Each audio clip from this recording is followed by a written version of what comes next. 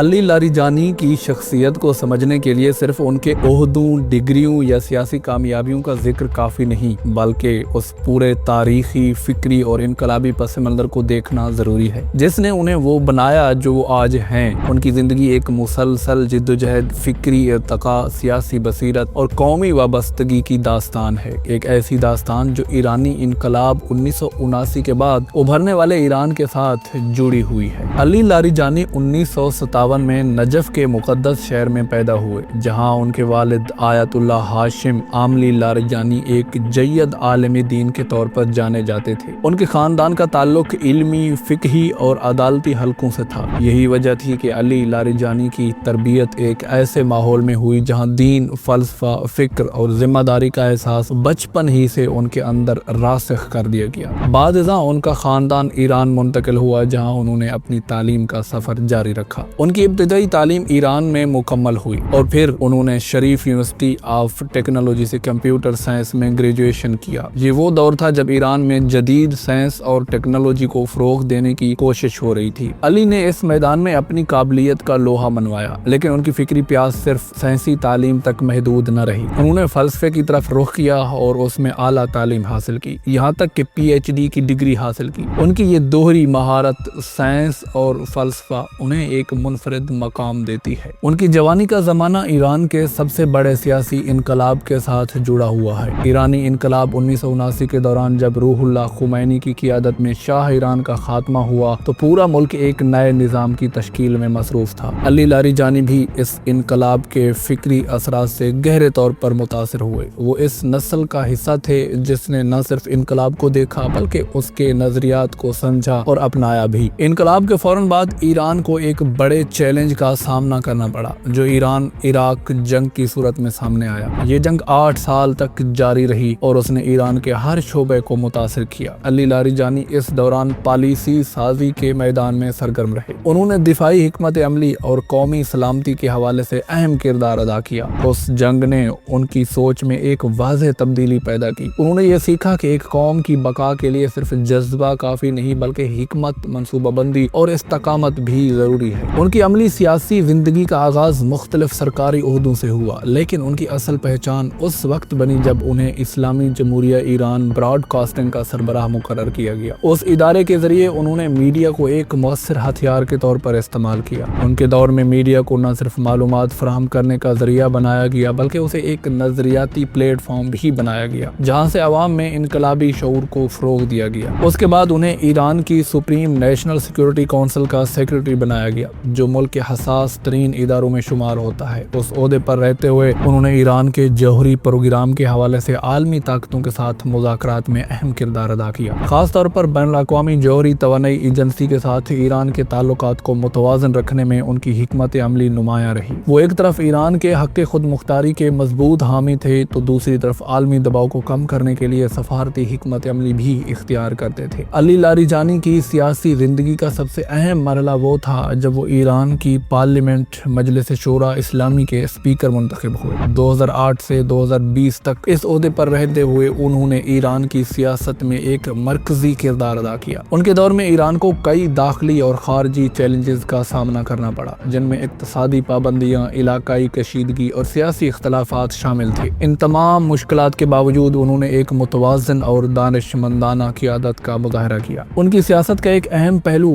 ان کا اعتدال پسند رویہ ہے۔ وہ نہ مکمل طور پر سخت گیر حلقوں سے وابستہ رہے اور نہ ہی مکمل طور پر اصلاح پسندوں کے ساتھ کھڑے ہوئے، بلکہ انہوں نے ہمیشہ ایک درمیانی راستہ اختیار کیا جو ایران جیسے پیچیدہ سیاسی نظام میں ایک بڑی مہارت سمجھی جاتی ہے۔ یہی وجہ ہے کہ وہ مختلف سیاسی دھڑوں کے درمیان ایک پل کا کردار ادا کرتے رہے۔ فلسفے کے میدان میں ان کی دلچسپی اور مہارت بھی قابل ذکر ہے۔ وہ اسلامی فلسفے اور مغربی فلسفے دونوں کا گہرا مطالعہ رکھتے ہیں۔ ان کی گفتگو میں اکثر ایک فکری گہرائی اور استدلال کی قوت نظر آتی ہے۔ وہ سیاست کو صرف طاقت کا کھیل نہیں سمجھتے بلکہ اسے ایک اخلاقی اور فکری ذمہ داری کے طور پر بھی دیکھتے ہیں۔ اسلامی انقلابی گارڈ کور کے حوالے سے علی لاریجانی کا کردار زیادہ تر پالیسی سازی اور حمایت تک محدود رہا۔ وہ اس ادارے کے براہ راست کمانڈر نہیں رہے، لیکن انہوں نے ہمیشہ اس کے کردار کو ایران کی سلامتی کے لیے اہم سمجھا۔ ان کی پالیسیوں میں اکثر IRGC کے موقف کی جھلک نظر آتی ہے، خاص طور پر خطے میں ایران کے اثر و رسوخ کے حوالے سے۔ اگر ان کی शख्सियत का तजज़िया किया जाए तो वो एक संजीदा, मुतवाज़िन और बावकार रहनुमा के तौर पर सामने आते हैं। उनकी तकरीरों में जज्बात के साथ साथ दलील और हिकमत भी शामिल होती है। वो मुश्किल हालात में भी तहम्मुल और सब्र का मुजाहिरा करते हैं, जो इनकी क़ियादत की एक अहम खसूसियत है। उनकी बहादुरी का अंदाज़ा रिवायती नहीं बल्कि फ़िक्री और सियासी है। उन्होंने कई मौक़े पर ऐसे फैसले किए जो आसान नहीं थे और जिन पर उन्हें शदीद तनकीद का सामना करना पड़ा, लेकिन उन्होंने हमेशा अपने उसूल पर कायम रहने की कोशिश की। यही उनकी असल जुर्रत है, एक ऐसी जुर्रत जो दबाव के बावजूद हक पर कायम रहने की सलाहियत रखती है। उनकी ज़िंदगी हमें ये सबक देती है कि इल्म, हिकमत, सब्र और असूलों पर कायम रहना किसी भी इंसान को एक मजबूत और बाअसर शख्सियत बना सकता है। मजीद अगर उनकी ज़िंदगी के गहरे पहलुओं को देखा जाए तो ये वाज़ेह होता है कि वो सिर्फ एक सियासतदान नहीं बल्कि एक मुफक्किर, एक मुंतज़िम और एक नज़रियाती कारकुन भी है। उन्होंने अपनी ज़िंदगी के गहरे मरहले पर ईरान के लिए खिदमात अंजाम दी, चाहे वो मीडिया का मैदान हो,